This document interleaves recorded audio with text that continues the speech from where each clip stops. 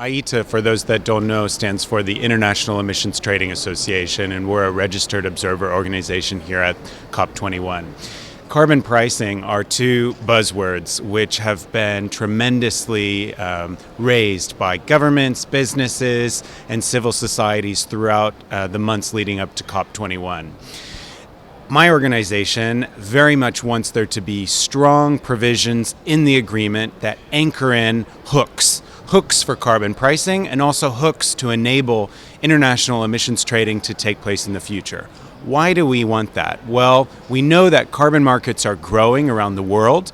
There are over 20 carbon markets to date, and that's on the upswing. We know that China is going to put in place a national emissions trading system in 2017. The EU is reforming its market. North America is moving ahead with a carbon market. There's exciting stuff happening in Canada, Mexico, and the US on emissions trading these days. So we need to have some rules, standards, and enabling frameworks in the COP21 agreement that will allow for countries to transfer emission reductions across borders in the future. Why should they do that? They should do that because when countries cooperate on mitigation and on carbon pricing, they can lower costs and increase ambition over time. And everyone here wants an ambitious agreement, but we also want an agreement that allows us to raise our ambition as well. And that's why we need to have some very simple and strong rules-based provisions in the agreement on carbon pricing. Seeing more and more big businesses, the leaders of their fields, backing carbon pricing. Are we approaching a critical mass where it's inevitable? I hope so. You saw earlier this year a joint statement amongst 6 of Europe's largest oil and gas companies specifically saying they want to have a carbon pricing framework in this agreement here in Paris. I wouldn't say all of the companies in that industry are yet able to say that kind of statement on carbon pricing, but my association teamed up with 20 other business groups earlier this year. They were business groups from Australia, Canada, the United States, Europe, and elsewhere, and we had 3 simple asks on carbon pricing in the agreement. We want simple provisions that allow for emission reduction units to trade across international borders. We want clear rules on accounting so that we know where emission reductions are taking place, we know when to report them, and we know where to report them to. And we want a new crediting mechanism that will enable developing countries to benefit from a carbon market, that will allow them to have additional finance to invest in low carbon activities.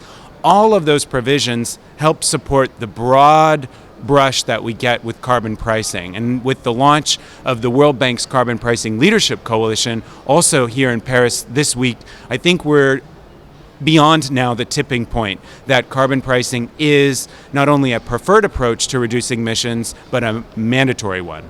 Okay. We've had almost over 170 INDCs, climate pledges from countries. To what degree are the transfer of emissions credits staked in those INDCs? So we have around 187 INDCs. There was a few countries who submitted theirs just this week, in fact.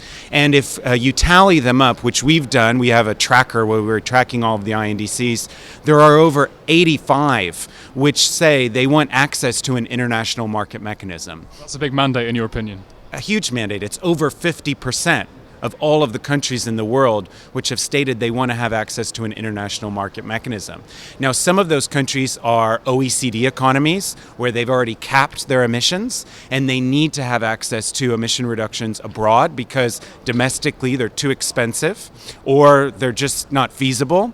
But many of them are countries from the global south, from Africa, from Latin America, from Southeast Asia, where they need access to an additional form of climate finance in order to finance their low carbon activities that they've stated in their INDC. And they're not going to be able to get that through just a green climate fund or through another multilateral fund. They need to be able to be part of a broad international coalition of countries that want to support each other through putting a price on carbon in this process. With the current level of discussion on carbon pricing in the agreement, are you going to leave Paris satisfied or perhaps disappointed?